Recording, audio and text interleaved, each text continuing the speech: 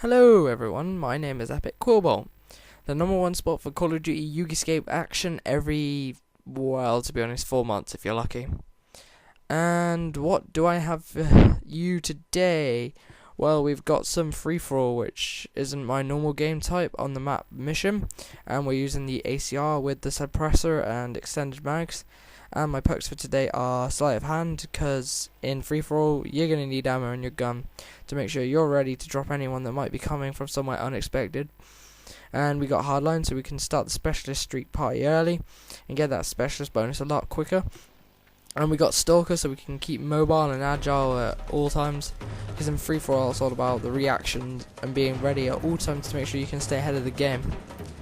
So instead of talking about some random boring topic, I'm actually going to break down my gameplay and my decision making to explain how I got this MOAB and general tactics I use to stay ahead.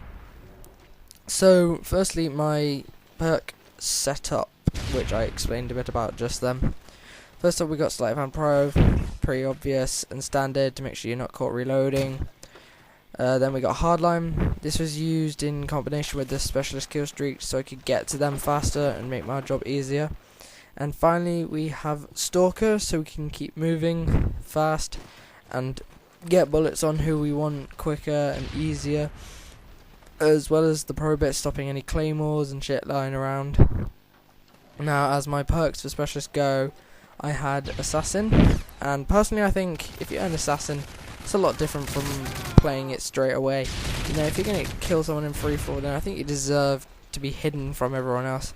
And I think they're going to put any kind of a hidden radar perk style thing in, and it should be like a kill streak, similar to something in Resistance 3, I think, where they had a cloak after getting 3 kills and that made you hidden.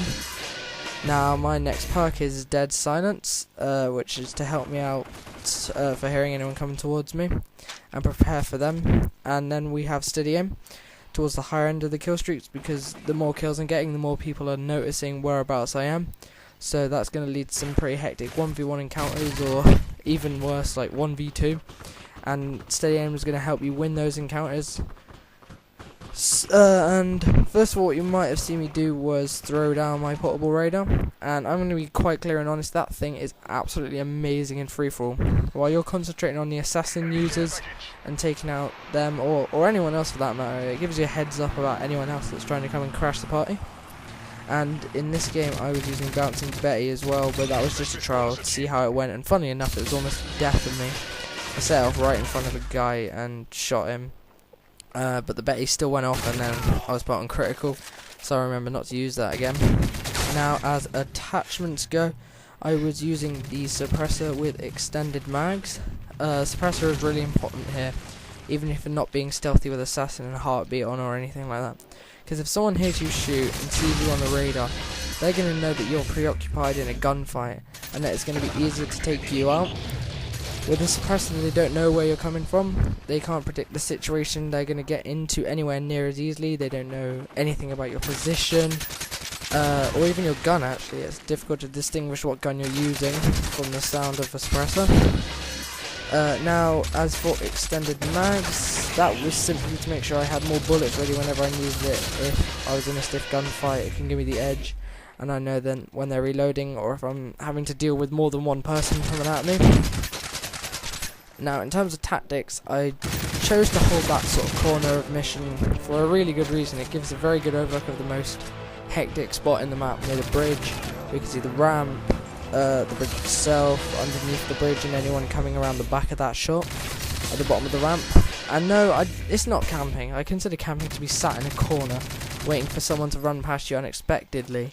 Whereas, if anything, I was actually drawing attention to myself. You know, I had about 7 or 8 different people repeatedly trying to go for me, but they just couldn't get past me, and that's pretty much what got my MOAB. So I think it's more about not sitting in a corner hoping someone will go past you, because eventually you're going to get noticed. Someone's going to think, oh, I'm just going to flash that guy and get him out of there. So my weapon choice, I went with the ACR because I think it's really versatile, it's deadly accurate, it's got hardly any recoil, and works particularly well with a suppressor. Because of that and its long range capability, it gives an edge over a submachine gun. So there we go, 24 kill streak, and there is my MOAB. What do you know about nuclear weapons? So this has been Epicquilbolt here. Douches.